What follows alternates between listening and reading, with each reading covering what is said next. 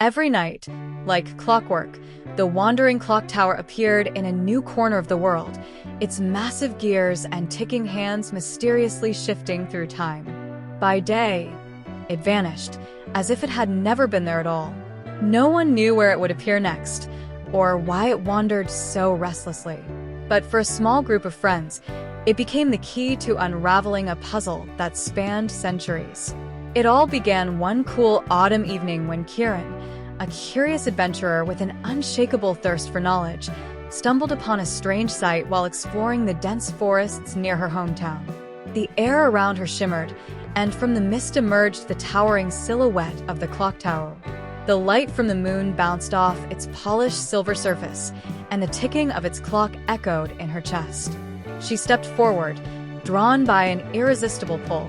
As the first of her friends, Milo, an eccentric historian, joined her, he noticed something peculiar.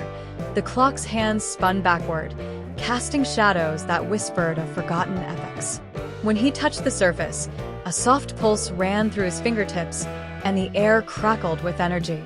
Together with their other companions, Ava, a keen linguist, and Jonah, a sharp-minded inventor, they set out on a quest to uncover the secrets of the Wandering Tower. Each night, it moved to a new location, appearing in remote deserts, bustling cities, and forgotten ruins. Every time it appeared, it seemed to contain something new: ancient relics, cryptic inscriptions, and even legendary figures from history. One evening, they arrived in Egypt, standing beneath the Great Pyramids. The clock tower had appeared alongside the Sphinx, its hands frozen at the stroke of midnight. As they explored its base, a figure emerged from the shadows, a tall, regal woman with a headdress like nothing Kiran had ever seen. "Cleopatra?" Ava whispered, her voice trembling. The woman smiled, the regal aura of Egypt's last queen unmistakable. She gestured for them to follow, leading them inside the clock tower. As they ascended the spiral staircase, Cleopatra spoke of a time when the tower had appeared to her in the past, offering wisdom about the fate of her kingdom. "I am a reflection of the past," she explained. "The tower holds glimpses of what once was, but it also shows what could have been." Their journey continued through time and space.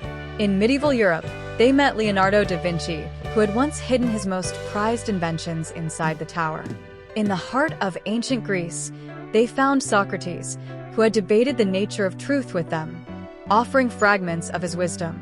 They even encountered a mysterious samurai in feudal Japan, who spoke of honor and destiny. As the clock tower's power grew, so did the dangers.